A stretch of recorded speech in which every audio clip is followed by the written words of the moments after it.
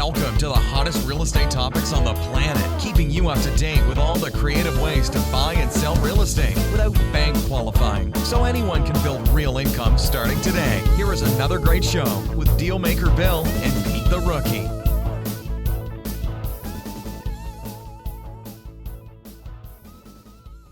All right, Peter. And they're off. Here we go. Another episode of Flipping Houses for Rookies. We are at episode number 296. And the name of today's episode is Avoiding the Downside in Every Creative Real Estate Deal Legally and Profitably. And here, there you go. Hey, Junior. Here is the description.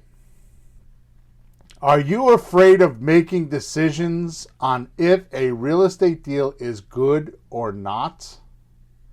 Maybe you are a bit freaked out on taking chances when entering unfamiliar territory.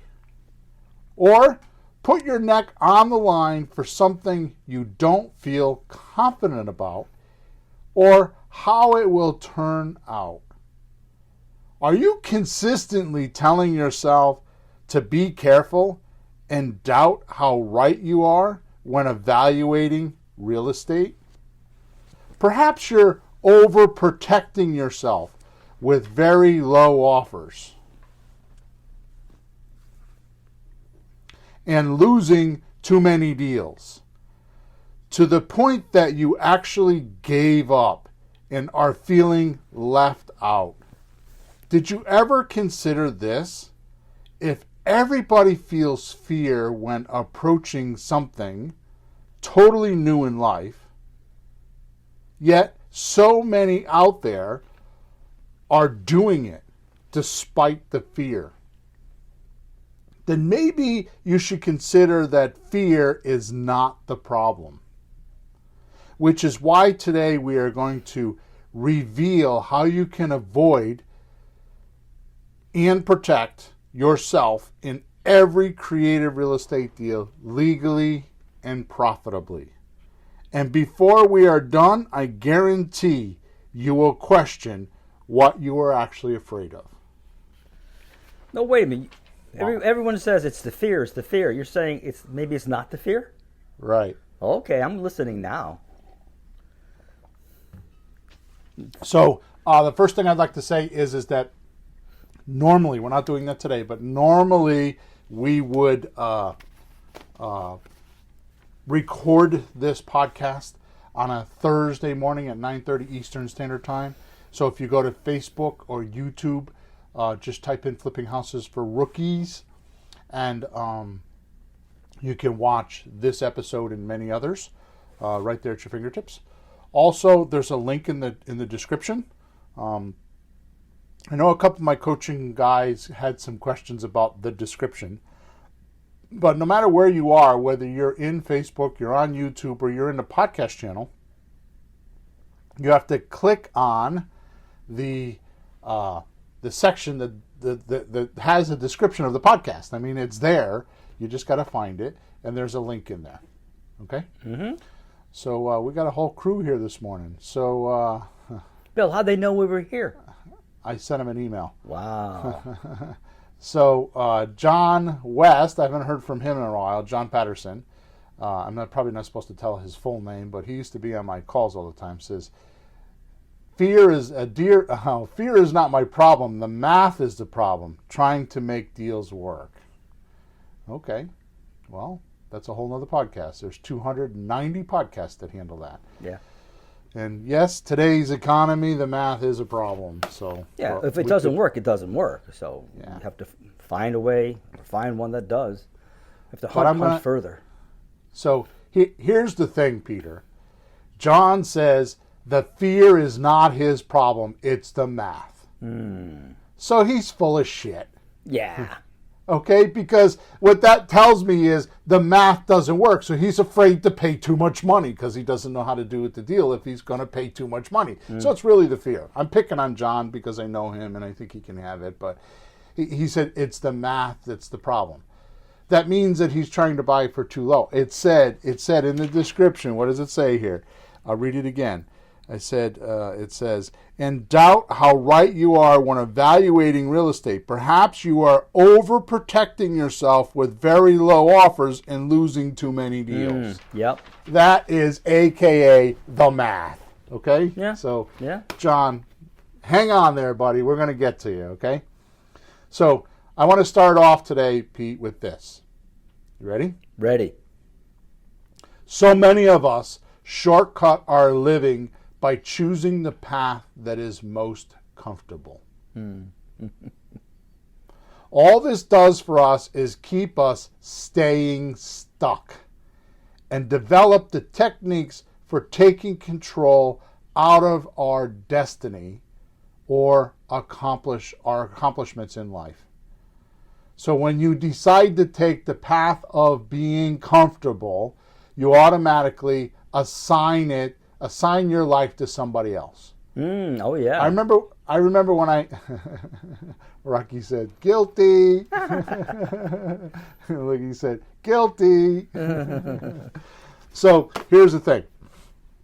I remember when I was taught this some years ago, for example, and I'm doing this right now, and I'm desperately trying to fix this. And John was just doing this a minute ago. Okay, it's the economy.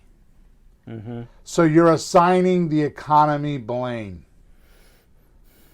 You know what that does? As soon as you blame something or somebody else for the situation you're in, you just took away your control. Yeah. It's somebody else that's authoring your life for you. Yeah, I always thought of that as cause and effect. My friend pulled that. He's an engineer, aerospace. We're talking aerospace, and we ran into something one day. I blamed him for something. Well, blah, blah, blah. And he goes, well, I can be cause, and that makes you effect. You go, oh, shit. Thanks a lot. But, it's true. Right. Don't want to be effect. It's very true. Don't want to be All right, effect. so by the way, before we get too far into the podcast now, this is not going to be another fear class today. Okay, so I just want to be clear about that. That's not my intention. Mm-hmm. What I am going to do is make it so if you knew you could handle any creative real estate deal that came your way, you would be programmed to think, what could I possibly fear? What could I possibly fear? If you do what we're talking about, what we're going to talk about today. Yeah. Okay. See, I believe all you have to do to diminish your fear is develop more trust in your ability to handle whatever comes your way. Yeah. Well, I see you do that. Mm-hmm. Yeah. Do tell. Well, we've been in a lot of situations where, we're just about buying a house and, there's no title. There isn't one. You can't get one, It's like one of those things. Or how the heck are we going to get the plumbing over there? Or what do you mean there's no furnace? Or just whatever it is. And, you don't know what's going to come up. And you never freak out. You're not happy about it necessarily, but you ponder, you come up with a solution, you check around, you solve it, and you move on. So you just have a trust that there is a solution. I know people ask a question, they go, I don't know. I just asked you the question. Could you think about it for 2 minutes before you say, I don't know? Could you try a little bit? Just calm down. Hey, Guido, calm down over there, would you? No, I just calm said down, it to Guido. myself. I said it to No, but it's true. People will just give up right away. Well, here's the thing. There always are solutions. Doesn't mean they're in front of you. You got to go find them. There's oil under your ground. There's air above you. There's air in your lungs. There's a solution somewhere. Penicillin has been around forever. Gravity's been around. Everything's been around forever. Yep. You got to go look for it. Just because you don't see it, don't give up. It's there. So listen to Bill. He'll give us a few more today.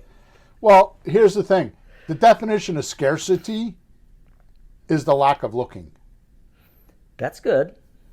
Scarcity is the lack of looking. You're just not looking either in the right places or hard enough. Yeah. That's the lack of scarcity, right? Yeah. So if you have a scarcity of money, then you're just not looking in the right places. You're not going to the right places. Mm-hmm. Right? It's got to be there. Scarcity, right? So JR says, Aerospace is a good field. He must be in aerospace. Yeah, we got a couple of friends in aerospace. Yeah. So, let me see here. There was a side note of what you were saying I was going to talk about, but I forgot about it, so we're going to just keep moving on. Bill, isn't aerospace the place between your two ears? It could be. All right. So if all you have to do is diminish your fear is develop more trust in your ability to handle whatever comes your way. Mm-hmm. I know this because when I was a little boy and my mother would send me off to school, she would not say to me, "Take a lot of chances today, Bill." It was more like, "Be careful, Billy." The only person that calls me Billy is my mother. Mm-hmm. And to me, this be careful advice is really a double message. Mm-hmm. So one, the world is really dangerous out there and you won't be able to handle it. Oh. And two, what mom is really saying is, if something happens to you, Billy, I won't be able to handle it for you. Mm. Well, comforting salutations on the way out, huh? Which in really interprets back to, let me get this straight. It really resonates to me as she was just passing on her lack of trust in her ability to handle what comes her way. Oh, yeah. So she was just kind of like, pushing that onto me. So she had a lack of trust of her ability to handle what comes her way. Yep. Right? So this is our listeners right now. This is our rookies. What are they afraid of? They're afraid of they aren't going to be able to handle a real estate transaction that comes their way. Mm-hmm. Right? And I'm going to pick on John again. Like John is saying he can't do the math, right? I'm going to tell you I'm going through this with my coaching group right now, which I'm going to change very, very quickly here. Because it seems like the problem is that too many people want cash right now. Mm-hmm. Okay, so I'm talking about we're in March of 2021 for listeners later. 22. I'm sorry, 22. 22. I'm sorry. Yep, Yeah, yep, 22. I looked up at my computer and saw 21. So March of 2022. So we're post-pandemic, and the idea, which is not 100% correct, but the idea is that there is not enough inventory. Yep. Too many people, not enough inventory. So a hot market means that you put a property on the market for 30 days or within 30 days and you get a contract or you get a buyer. Yep. A cold market is when you put a property on the market and it goes 90 days and you don't get a buyer. Mm-hmm. So a hot market is called a seller's market. A cold market is called a buyer's market. But in truth, this is really what happens. A hot market means there's one house, 20 buyers. Yep. A cold market means there's 20 houses, one buyer. Mm-hmm. Okay, so right now there is a lack of inventory. So I would like to put a stake in the ground right now. I'd like to put a flag on Mars saying this. Is that really true? Is that really true? Because the people that are spouting this are the realtors. And the realtors are saying there's no houses on the market. But when I asked 3 of my realtor friends, 3 of them, I asked, how did you come up with that evaluation? How did you come up with there's not enough houses on the market? What's the definition of the market is what I'm asking. Mm-hmm. All 3 of them said, well, because they go on the MLS and there's not enough houses on the MLS for them to sell. So I posed a question to them, which was simply this. Do you think that with so many buyers, if there's 20 buyers to one house, do you think it's possible a lot of people would try to sell their house without using a realtor and save the fees? Mm-hmm. Is that possible? Mm-hmm. Well, yeah, of course that's possible. Okay, well then What about all those houses that are not on the MLS that you are saying are not on the market? They're on the market. They're just not in the MLS. Yeah. So you're making your evaluation that the houses are not in the MLS, but they're not on the market. Yeah, that's like when a store's starting to do bad because people aren't going there, but they're going to the other store. Right. I've seen supermarkets close. How do you close a supermarket? Everybody's hungry every day, but it happens. Right. So no one's going to, people might not be, because I was just going to say, I'm talking to a lot of people every day, and there's houses for sale. Right. They're not on the MLS. They're for sale by owners. I am seeing those. So here's the problem. Yeah. Here is the problem. And hear me loudly. This is not on my script. This is the problem that I need to solve. And you and I, Peter, are going away in a couple days. We're going to a 4-day seminar, a real estate seminar, just to chum around with people and kind of like brush up on what's going on. And because that's what we do. Every year we go somewhere, do something. Yep. And this is our time. Yep. Okay. So here's the problem. You ready? Here is the problem. And it's taken me a long time to figure this out. Mm-hmm. The problem is advertising. Wow. Yep. How so? If you're a for sale by owner, where do you put your house for sale? How do you find your buyers? Usually Zillow and that type of thing, right? Not always. Some people don't want to do that. So if I have a house for sale and I'm not outflowing enough because I'm just not doing it because for whatever reason, maybe I mean, here's another statistic. I did this a couple of years ago, so it might be different with pandemic, but I think something like 70% of people that are selling their houses are above the age of 50 years old. Wow. I think it's like 73% are above the age of 50 years old. Okay? So here's my point. Are they computer savvy? Hey, what are you trying to say, Bill? You're over 50. I know. But my point is are they computer savvy? Are they going to be able to go find their buyers? Yeah. Right? So the dynamic of selling a house has changed. Mm-hmm. Because what the realtor brings to the table is finding the buyer. Yep. Not anything else. That's their job. They get paid their 6% or 5% or 3% or whatever deal you make with the realtor for finding the buyer. Mm-hmm. And the way they do that is they put it on the MLS and let all the other scavengers go find it for them. Go bring their sellers to that house. Yep. Or their buyers to that. Put buyers and sellers together. Yep. Right? Yep. So is it really not enough inventory in the market? Or is it that we have a bunch of people that don't like the realtor system? Because you know as well as I do, Peter, the reason why we aren't bashing the realtor system. It sounds like I've been doing it for 296 episodes. Mm-hmm. But the truth is if you sit in a lot of houses like we do and you talk to a lot of people like we do, they tell you they don't like the realtors. What do? They always say. What do they do?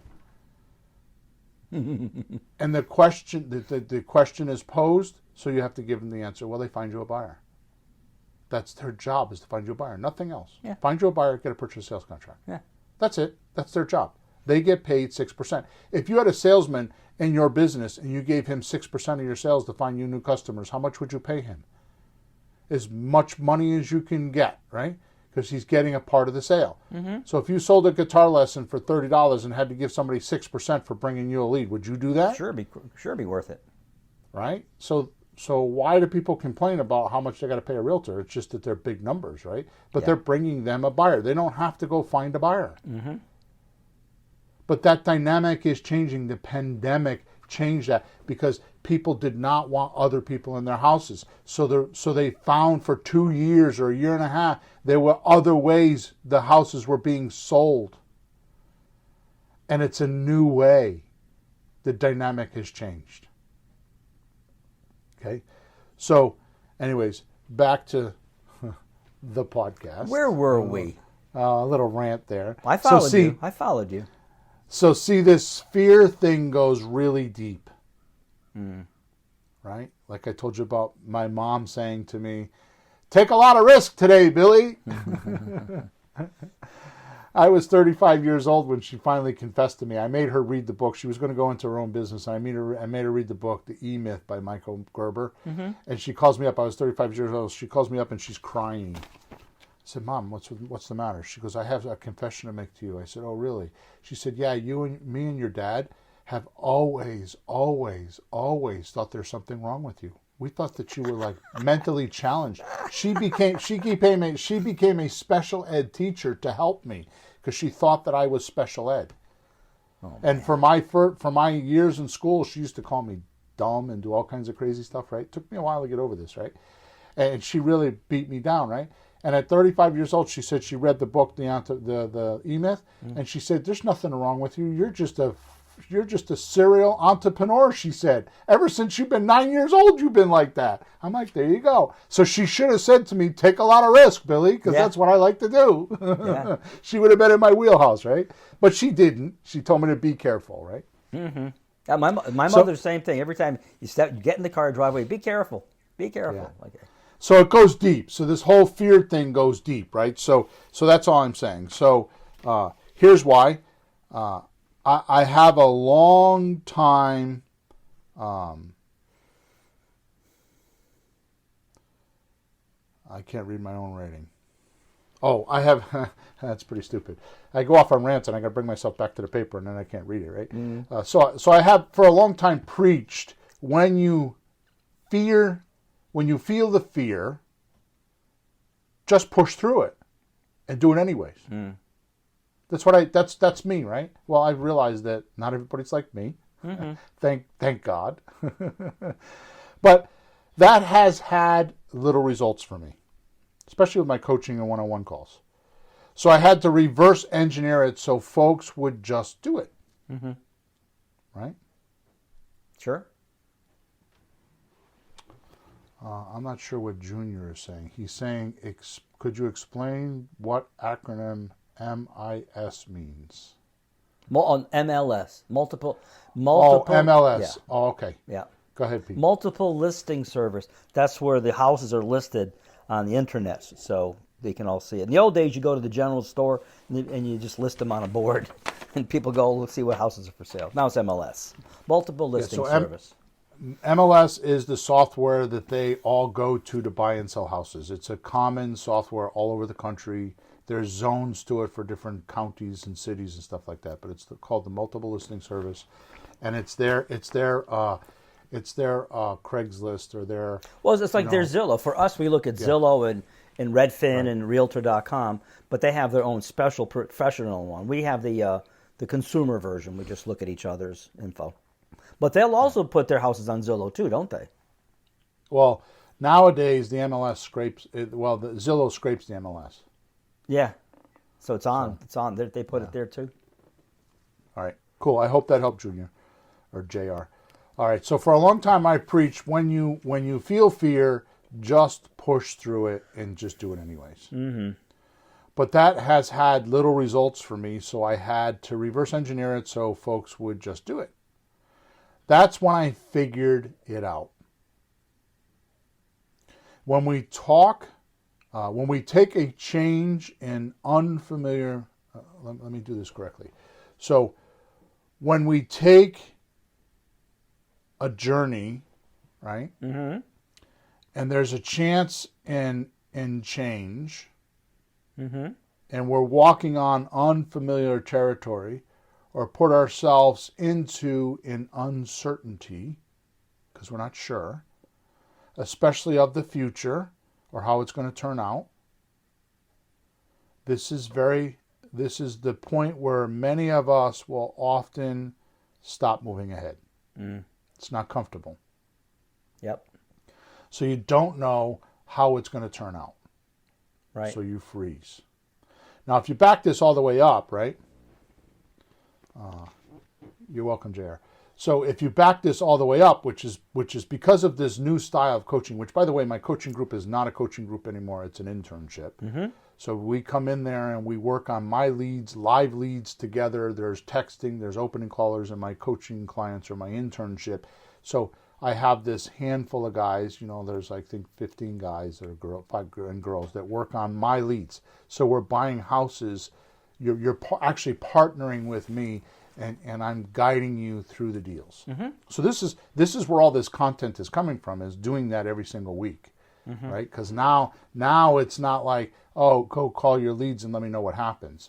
No, now it's like, call these 3 leads and it's going to be recorded and I'm going to listen to the recording so I know what you're doing. Or text your people this, and then they text it. Like I'm going through that right now. I have a couple people that are texting and they're doing it wrong. Oh, really? Yeah, they think they're doing it right, but they're doing it wrong. Ooh. So we got to fix that, right? So the point is that I'm getting a lot of feedback from my training and from what's going on because I'm watching people use it. Right. And I'm seeing if there's any loopholes, which there haven't been too many of those in my system, or the way people are understanding on how to use it. Sure. And then misusing it, right? Sure. So all of this, so the thing is if you're, and this is what I've learned, is if you're unfamiliar with something, you have unfamiliar territory, you're going to walk slow, you're going to tread slow, you're going to be uncertain about the future, right? So the definition of anxiety to me is not certain how it's going to turn out. Yeah. Not certain of the future. Anxiety, the definition of anxiety is not sure how the future is going to turn out. So you're worried about it. You're nervous about it. Right. Because you don't have a clear path, which is being uncomfortable. Okay.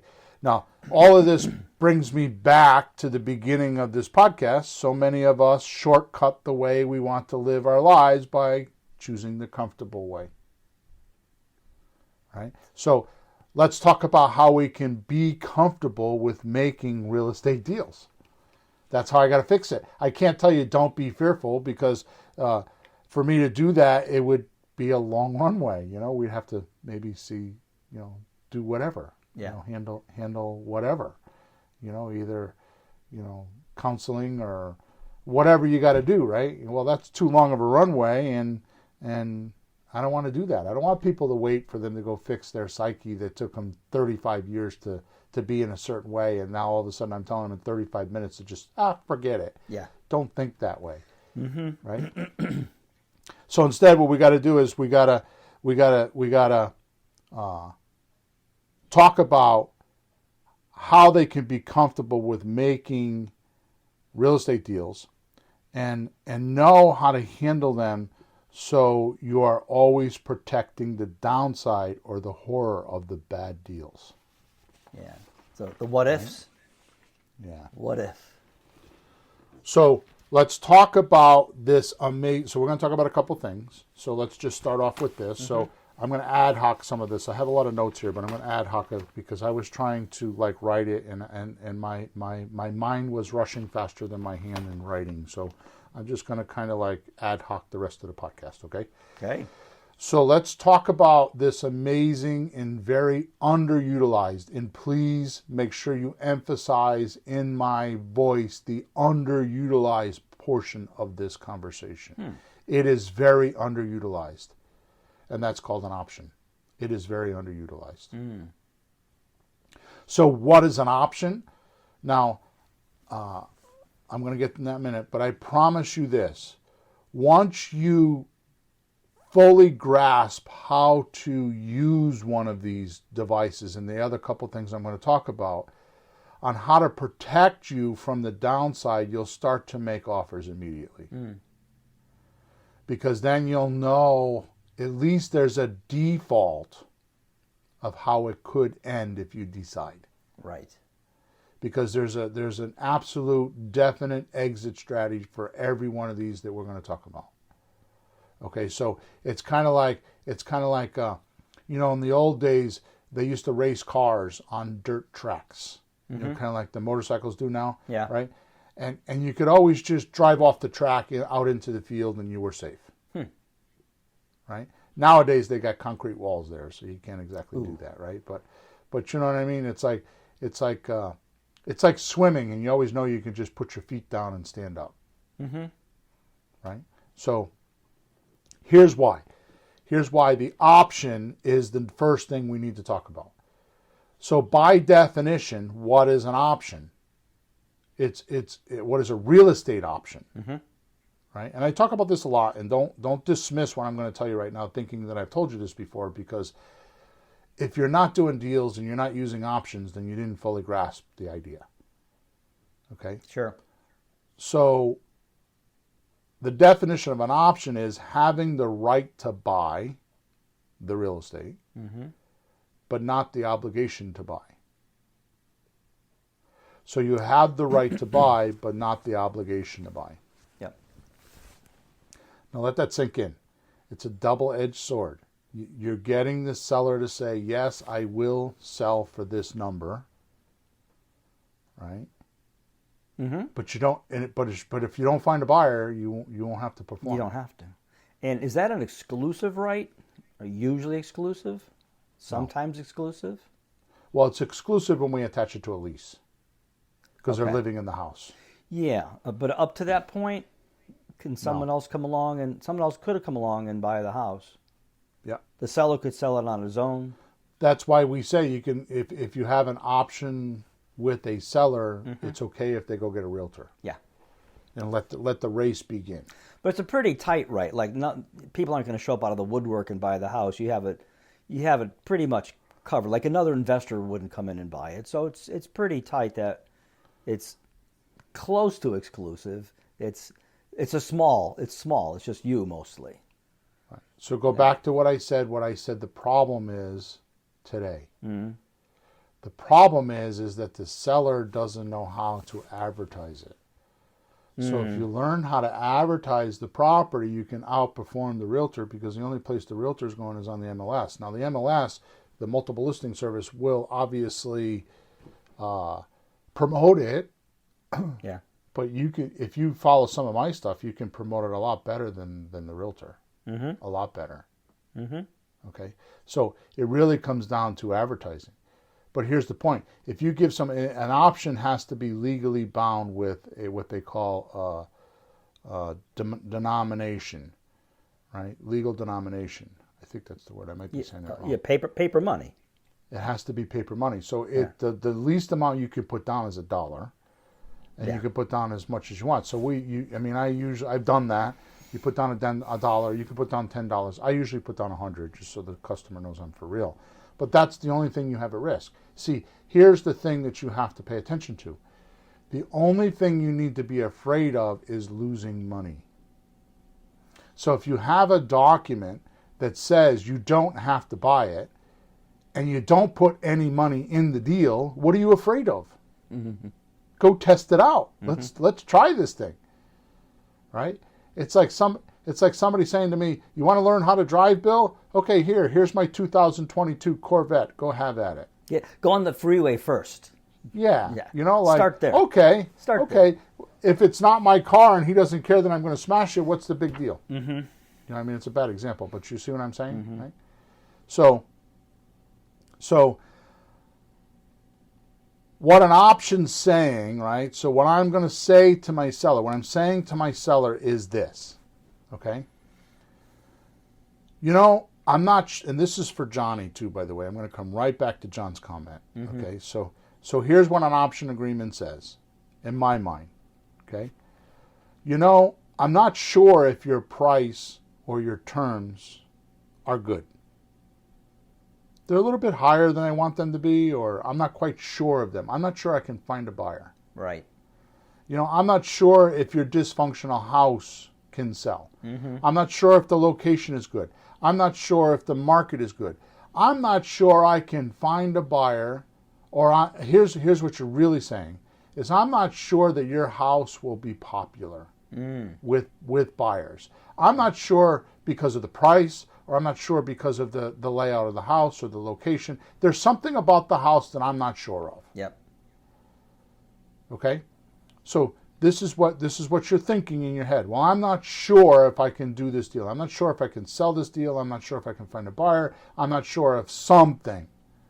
So let me go out to the market and let me show it to some buyers and let the buyers vote with their wallet. Yeah. So let me go have a vote. Let me go get a popularity vote with your house. And let's see what the public says. Let's see what the market says. Let's see what the people in that neighborhood says. Let's see what the people in that city or that state or whatever your market is. Yeah. Let's see what they say. let's get some people to walk through the house. Let's show the house. Let's get some feedback on whether this house is good or not, if the price is good or not. So John says that he's having trouble with the math. Well, here's the deal. Sign an option agreement and go put it on the market and let the seller and the buyer figure out what the deal is worth, because what the buyer is willing to pay is what the house is worth. Yeah. Stop trying to do math. Just sign an option agreement. In the beginning, if you're a rookie and you're not doing a lot of deals, even if the house is worth $200,000 and they're asking $210,000, say, okay, can I sign an option agreement? Will you give me 90 days to go sell it? Put it on the market for $215,000, make yourself $5,000. Mm-hmm. Or $3,000 or $1,000. Here's the point. Make nothing. Make nothing. It's worth it for you to get through a transaction to see how it works. It's cheaper than paying for the education. Yeah. Do you see what I'm saying? Yeah. So if you're incorrect, Mr. Seller, this is what you're saying. If you're incorrect, Mr. Seller, well, I don't have the obligation to execute this agreement. Yeah. That's what an option agreement is saying. So it's saying, I'm not sure. I don't like, I'm not sure of the price. I'm not sure of the house. I'm not sure of the location. I'm not sure of something. Yeah. Okay? I'm not sure of the market. I'm not sure. In other words, I'm afraid. Mm-hmm. I don't know what to do. I've never done a deal before. I'm not sure how to do a deal. So you sign an option agreement because you now have the right to sell the property. You're not taking anything away from the seller, because they can go hire a realtor if they want. Just tell the realtor that you have an option with me, and then that they need to exclude us from their contract. And if I bring you a buyer, then there you go.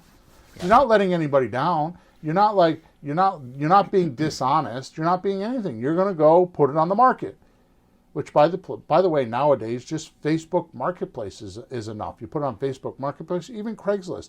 You put it on Zillow. You could put it in any place. Mm-hmm. There's a lot of places to advertise this house. You could just put signs around the neighborhood. Yeah. You could just tell 5 people. You could go on melissadata.com. Melissadata.com. And you could put your zip code. They have a mailing list. You can buy a mailing list off of melissadata.com. Mm-hmm. You could put your zip code, the zip code of the house in there, and do a half-a-mile radius, and you probably get a few thousand names. What they do is they give you addresses and names of people that are on the mail route, the postal routes, the postal routes of the post office. It's the way the mailman walks. And for like a couple thousand names, you could pay like $18 and get a couple thousand names. And you could just sit at your desk with a yellow notepad and say, hey, I have this option agreement with this guy over at 123 Main Street. You know anybody who might want to buy it? Call me. For $18 and then whatever the stamp cost.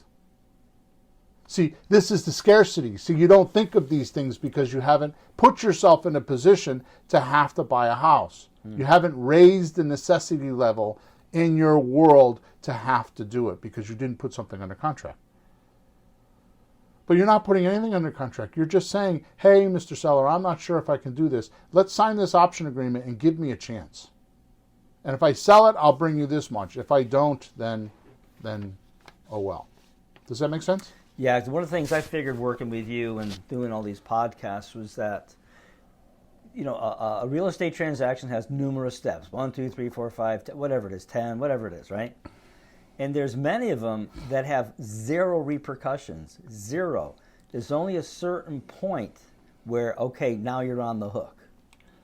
Right. And that's if you sign a purchase and sales that you're going to pay all cash or something. But until you put all cash, you're just not. So I know how we look at it and how I got this far, or however far this is. I just figured this is all practice. Yeah. My first day on the phone, I was just practicing. Yep. And I didn't care if it was yes or no. I just needed to practice. It's a little bit, my comparison, I've thrown this out a couple of times, is like when people practice buying and selling stocks by just, if I bought today, what would happen tomorrow? And there's nothing to lose. Right. You just, if I, and then if you're right for a couple of months, you go, maybe I'll actually pay for something now. And if you suck, don't do it. Great analogy. It's a great analogy. Yeah. Ralph Phillips says options minimize risk. No, Ralph, they do not. They do not minimize risk. They eliminate risk. There is no risk. It's not minimizing them at all. I'm picking on you, Ralph, but There is no risk. Absolutely. The only thing you're risking is the dollar, the $10, or the $100 you give the seller. That's it. Okay. Boys and girls, figure it this way. What risk does a real estate agent have, the realtor? What risk do they have? Do you ever see any one of them nervous? They couldn't care less. Not that they don't care. Sometimes they get involved with people and they like to help them. They get along. My broker's great. We had a nice time. But if it doesn't sell, oh, sorry, it didn't sell 6 months later. Goodbye. Yeah. Oh, we should reduce the price by $10,000. That's what their first. All right. So now get this, Peter. Here is what I am saying.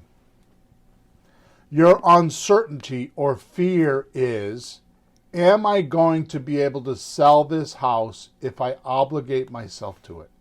Right? Now watch this. With an option agreement, it gives you a chance to find your buyer first, like you were saying before, and then put the deal together. So you don't put any skin in the game until you find your buyer first. So you do the deal backwards. Like we go through this all the time in our coaching group, and I coach with another guy, a few other guys, I help them with their coaching groups. And just think of it this way. Think of it this way. Oh my God, I get goosebumps when I think about this. If you were to sign an option agreement with someone and you put it on the market, right now, do you think people would respond to your stuff, to your ads? Right now, oh hell yeah. Because there's one house, 20 buyers. Okay, now watch this. Even if you did it manually, we use REI Reply, which is $50 a month. It's a CRM, a customer relationship management tool that we use.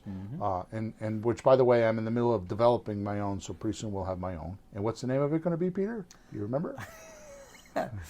Something cash flow. Oh, I keep losing it. Yeah. It's going to be called the Lazy Cash Flow Machine. Lazy Cash Flow Machine. For creator real I keep estate. forgetting that, Bill, because I'm only a little bit lazy, not too lazy. Yeah. Okay. So here's the point: is you put a house on the market and you get responses.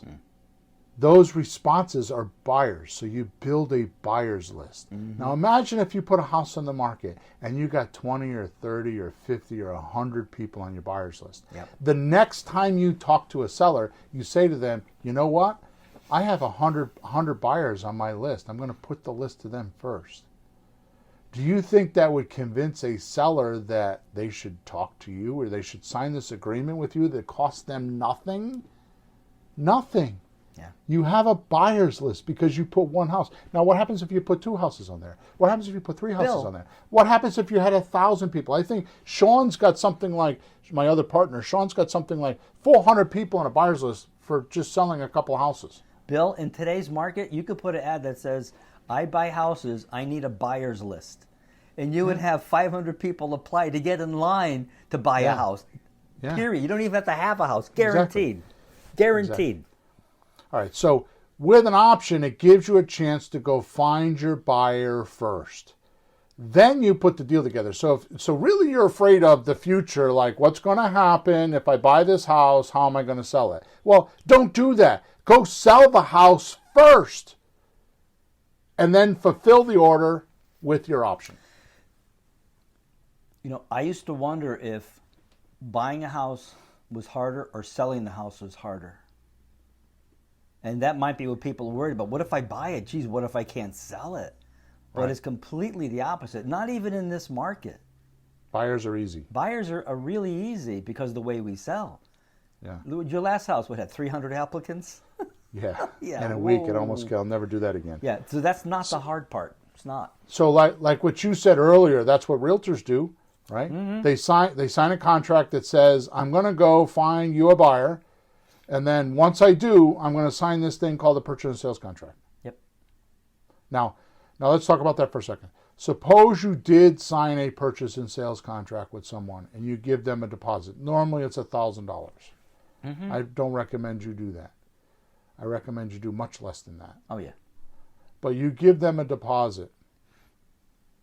There are so many weasel clauses in a purchase and sales contract that it'll make you almost spin. Okay? There are so many weasel clauses. You can get out of that contract just by coughing, by sneezing, by tripping over your own cord in your computer. Okay? You can get out of that thing like so easily. Number one. Number two, they're assignable. So go find your buyer and give the contract to them. It's what we call wholesaling. But we always talk about wholesaling on these cheap houses. You could wholesale a fully priced house and get somebody to give you $1,000 for a contract because you did a really good job negotiating. You could do that. Okay, now you have to imagine this option on steroids. Okay, it can be attached to any other document, like for example a lease. Right? So options could be for 90 days. I don't suggest you do less than 90 days, but you could do 30 days. But options should be 90 days. I mean, the realtor asked for 6 months, so why not you do 3 months? Yeah. Right? So you sign this option, you can sign it for 90 days or 90 years. Yeah. There are no rules other than what you write on the document. Okay? Now, for the nuclear version, you can get, like I said, you can get this option with or without a lease attached from a seller. And when you're either running out of time with the option or you get nervous, you could just assign it. You don't even have to finish the deal. Just find someone like me that will say, "Yeah, I'll take it from you." And you sign. You have this one-page document that's not even one page. It's like 3 or 4 paragraphs that just says, "I'm assigning my share of this option to you, Bill." Yeah. Right.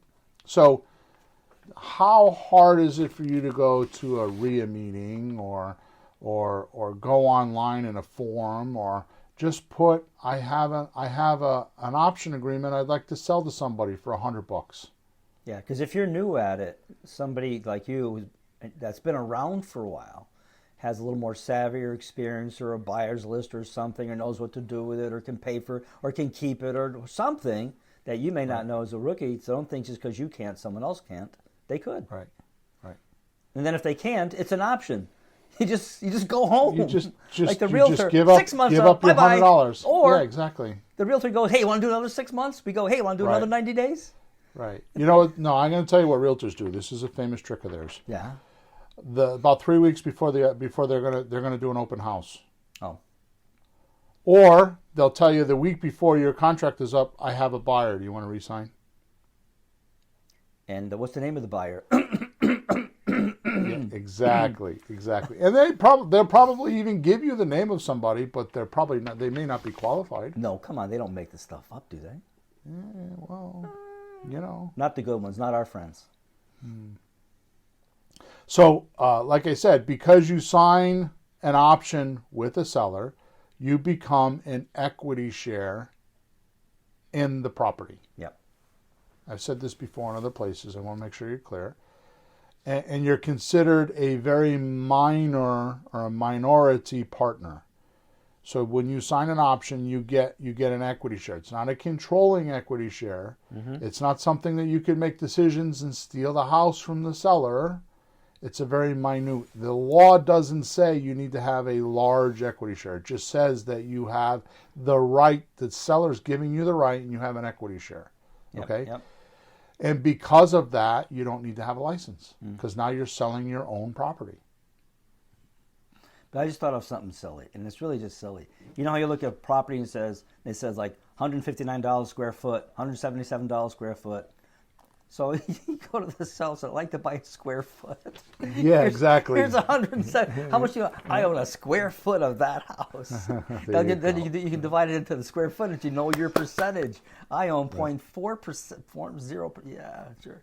I own a whole square foot of that piece of property. Like a condo, I own 1/365th of that.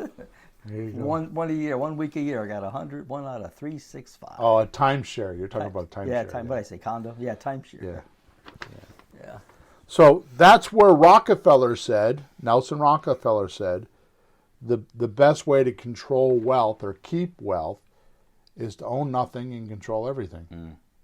So we don't own this thing, right? Now, here's the punchline, and I'm going to go off for a few minutes on this. I'm going to just rattle. Okay, I'm not going to explain things. I'm just going to rattle, and I'm sorry because I have rookies on here and I have seasoned guys on here as well. Yeah. So this is going to be for my seasoned guys. I'm just going to rattle. Okay. So here's the punchline of the podcast. How do you protect the downside, or how do you avoid risk? Don't put a deed in your name. It's like I have a lot of people come to me and say, hey, Bill, when should I get an LLC? A limited liability company. When should I get a company? And here's my answer. When you put a deed in your name. Yep. You could do slot deals, which is a sandwich lease option transaction. So basically what you're doing is you're getting a lease with an option from your seller, and you're transferring it to your buyer. Joe McCall did a really good job by saying, he renamed it by saying wholesale lease option deals. Because that's what you're doing. You're getting a lease option, a lease with an option from your seller for 2 years. Minimum 2 years is what we do, right? For 2 years. The seller doesn't have to pay all the closing costs, which could rank up to 12 to 15%. Yeah. So they don't pay the selling cost. You get your buyer to pay the selling cost, right? Which, by the way, isn't as much as 12 or 15% because we do most of the work and we reduce that with our labor. Sure. Okay. So you get the contract and then you go find your buyer. You're not obligated. You don't have to buy it because you're using an option. You're not stuck with that deal. Yep. Right? But you're helping your seller because they owe $100,000 and it's worth $100,000, and they would normally have $10,000 or $12,000 or $15,000 in closing costs, and you're helping them avoid those closing costs. You're helping them a lot. It's only because of the option that makes that work. The option is the epic center. It is the center of. It is the pinnacle of these transactions. Yep. In today's market, I'm having trouble with this myself and with my clients because I don't use these very often. But so what if you go give somebody their full asking price at an option and ask them for 30 days, like I said earlier? So what? Go do a transaction and learn how to do it. So I'm sure, I am positive, if they're asking $210 and it's worth $200, you can ask $210 and make $1,000. You could ask $211 and make $1,000. Yeah. Probably more like $215 in today's economy and make $5,000. And if you don't, at least you'll get through the transaction enough that you'll know where you need help and where you don't need help. So when you come to somebody like me, you're like, I had this deal and here's what happened. Oh, here's where so you did all these things right. Here's the weakness. Let's work on that. Yep. Right? It takes the fear away because you're minimizing the risk. There is no risk. Well, like I said to Ralph before, there is no risk. It's not minimizing the risk. There is no risk other than the $10, the $1, $10, or $100. That's it. So the way to not risk your money in real estate or risk yourself in real estate is don't put money in or don't make promises you can't keep. And don't sign a deed. So this is what I'm saying. That's a promise you can't keep. Yeah. If you put a deed in your name, you're saying, I promise to take all the responsibility for this property, no matter what. If I get sued, I pay the taxes, I pay the water, anything that's connected to this property, I'm taking 100% responsibility for it, and I'll do that. Yep. That's what you're freaked out about. What I'm saying is, don't put money in. So you put $1 in or $10 in or $100. And to me, $100 is not a lot of money. I mean, it's not, most people can swing $100. Well, you're not going to worry about it. Oh my God. Right. I can stay awake at night on it. And don't make promises you can't keep. The promises you're making to the seller are, I'm going to go find you a seller. I'm going to go try to find you. I'm sorry. Let me do that again. I'm going to go try to find you a buyer. Yeah. That's the promise the realtor's giving them. You're doing the same thing the realtor's doing. And all you're going to do is just, that's the promise. You're not saying to them, I'm going to get you a buyer, I'm going to sell this house, or it's bought, it's closed, it's done. You can't do that. You tell them, I'm like a realtor, except I'm doing it for 3 months instead of doing it for 6 months. And if you want to get out of my contract, I'm not going to hold you liable to just send me a note saying it so I can stop advertising it. Yeah. Imagine if you were like a realtor and you were your own MLS, and all of a sudden you had 10 of these properties, 10 of these options. Right? Mm-hmm. You just went out and got 10 of them. And now as buyers are coming in, well, what about this property? Or what about that property? What about this property? Oh. Just like a realtor.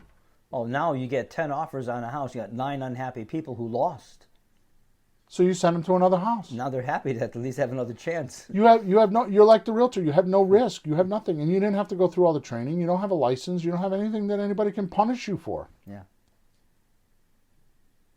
Right? Yep. So here's another amazing thing. Assignments. Imagine if you did, so we have a slot deal, which is a sandwich lease option. Then we have the option deal, which is where you just do what we just talked about. Then we have rent to own. Mm-hmm. Rent to own is very much like a slot deal. It's a sandwich lease option transfer, except your seller is going to give to you 15% worth of equity and 20 or 25% worth of cash flow. Mm-hmm. Because usually they do that because they don't want to do the landlording, which, by the way, there is no landlording, because what happens is you have the buyer do all the landlording. Yeah, but they think about it at night, even though they promise. People who've had the house for a while, who've had tenants, they just, the shoe's going to drop. Right. They just think about it. So what we do is we tell the seller that we're going to take all the landlording obligations and we assign those to your buyer.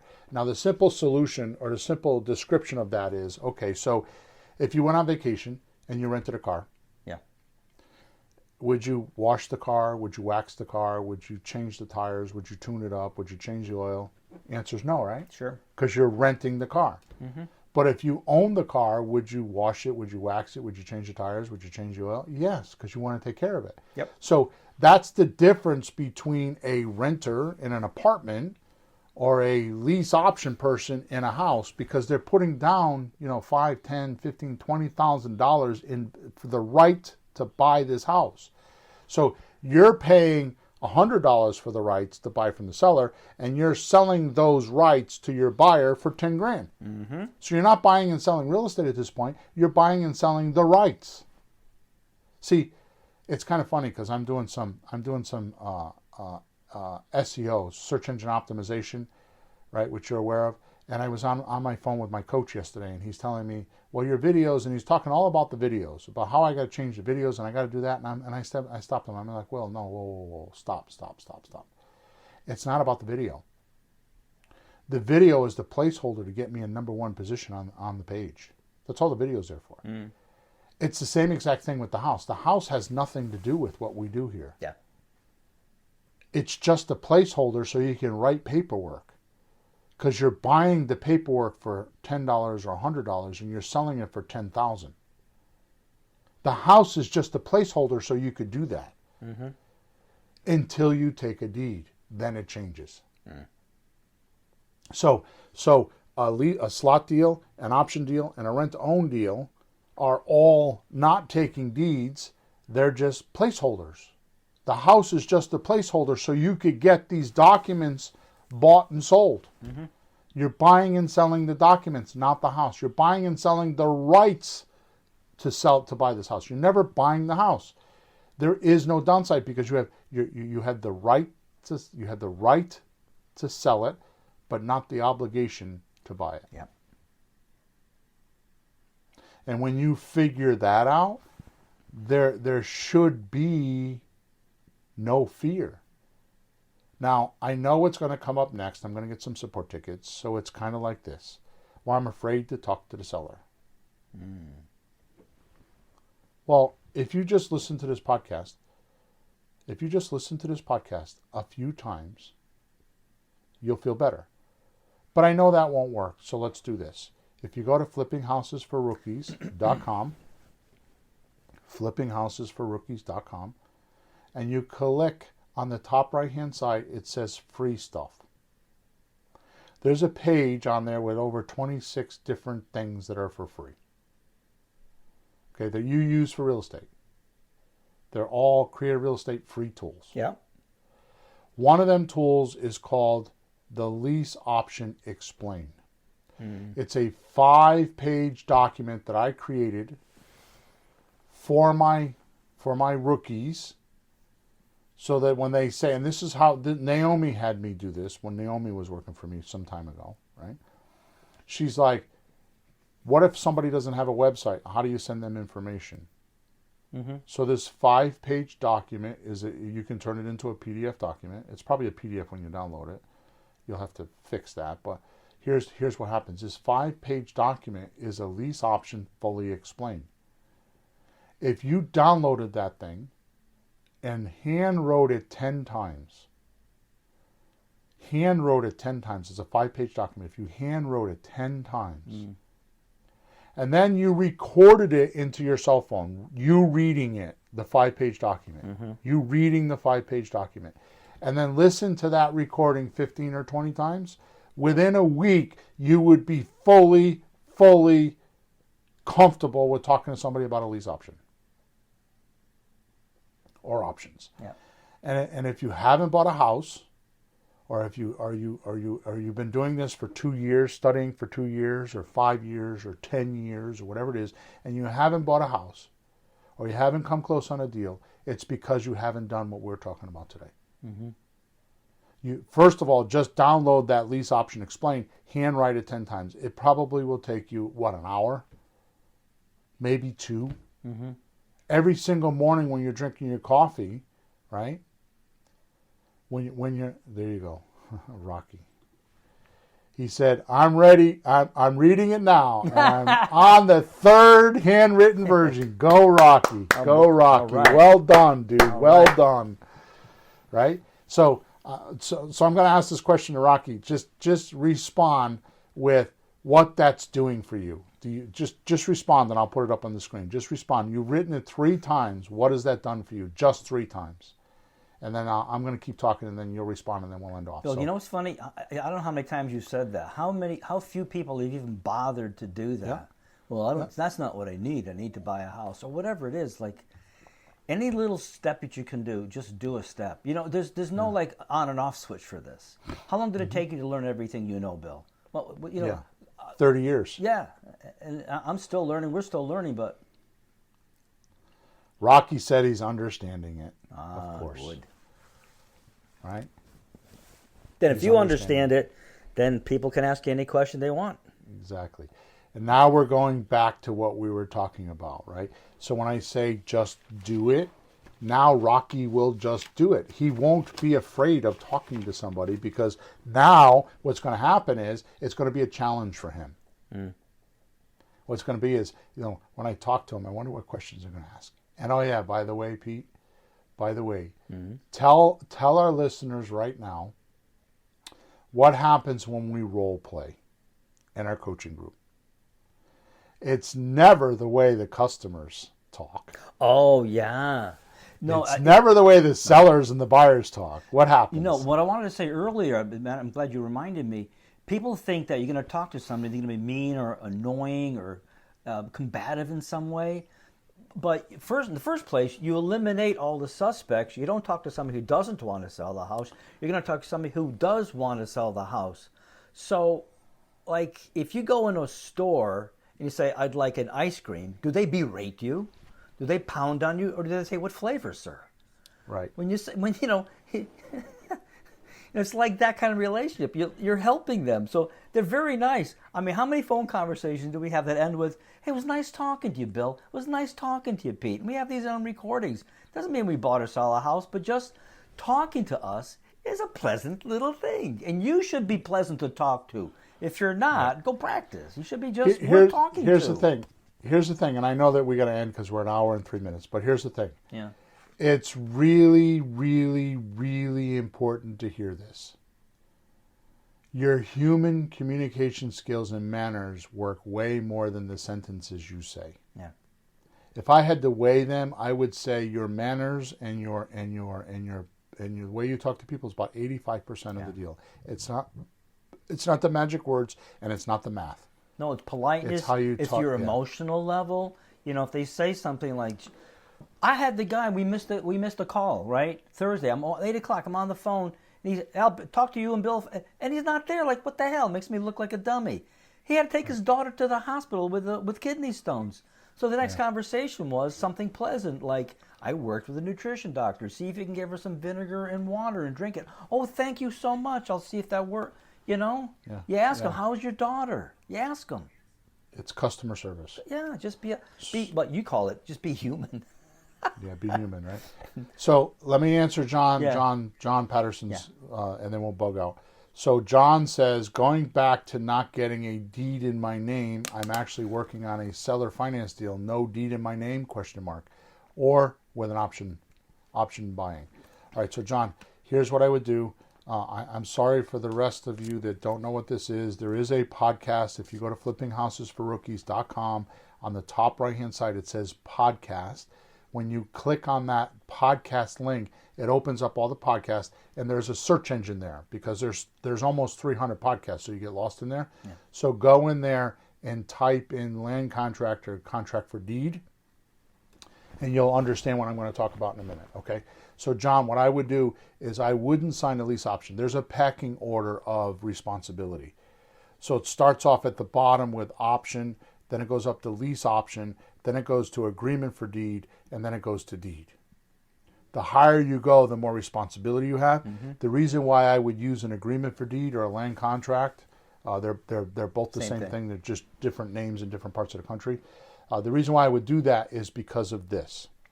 When you write a land contract or an agreement for deed, the banks consider that a mortgage or a loan. So down the road, you can actually go refinance that property if you so wish. Mm-hmm. Okay, and the reason why I'm telling you that is because here's how you eliminate all fear. You do not personally guarantee anything. So if you're putting loans in your name and guaranteeing them, that is the worst leverage point for you. That's how you get in trouble. So what you want to do is you don't want to guarantee loans. You don't want to guarantee bank loans. Even subject to, you're not guaranteeing the bank loans. So here's what I'm saying, John. If you write this thing in an agreement for deed, okay, you could do one of two things. If you have an agreement for deed, you can sell it with a lease option. Now your tenant is going to buy the tenant is going to buy from you the property and pay rent, and you're going to use the rent to pay down the mortgage, which is the agreement for deed, because on an agreement for deed, you're going to get principal reduction. So you'll buy down the mortgage. Okay? With a lease option with your seller, you won't buy down the mortgage unless you add the right language. You can do it, but it's better to do it in an agreement for deed. Mm-hmm. So number one, you're gonna get their seller to give you an agreement for deed, and then you're gonna sell on a lease option. Or if they give you enough money, you can assign that agreement for deed that you got with your seller, assign it to your buyer if they give you enough money. So in other words, you could do a slot deal with an agreement for deed. Meaning you can wholesale your deal. So that's another thing. So a lot of people are talking about how the market's so high and all that kind of stuff. You could actually get somebody, you can overpay, like we were talking the other day about a deal. So it was a $525,000 deal. Seller wanted $565,000. Mm-hmm. So we were giving the guy advice in the coaching call, well, just go buy it for $565,000 and then put it on the market for $700,000 or $790,000. I'm sorry, $690,000 or $700,000. Mm-hmm. Right? Here's the deal. If you put that on, if you sell that to your buyer on an agreement for deed, okay? Yep. Now 2 years down the road, the buyer doesn't need to go get a new loan. They can refinance because the agreement for deed is considered a mortgage, and they could take out the first position mortgage, which is the agreement for deed. Mm-hmm.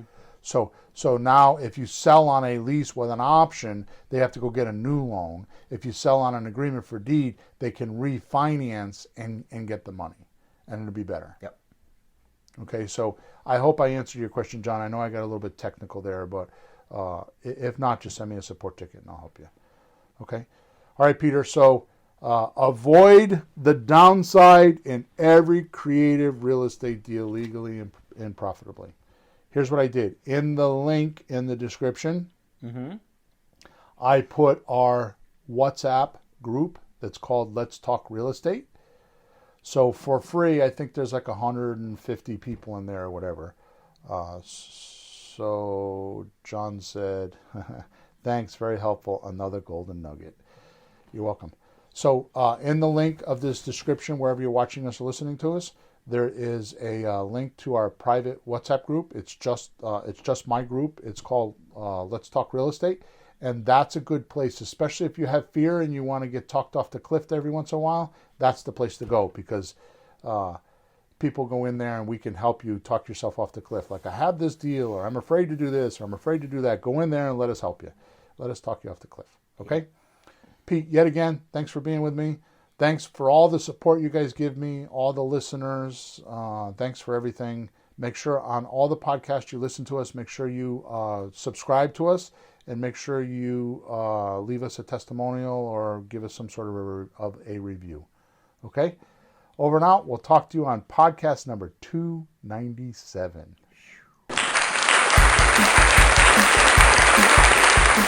Thanks for tuning in to the hottest real estate topics on the planet with Bill and Pete. If you want to continue learning how to buy and sell real estate without money or credit, head over to flippinghouses.club for some cutting-edge real estate wealth tools. Or contact us at info@flippinghouses.club.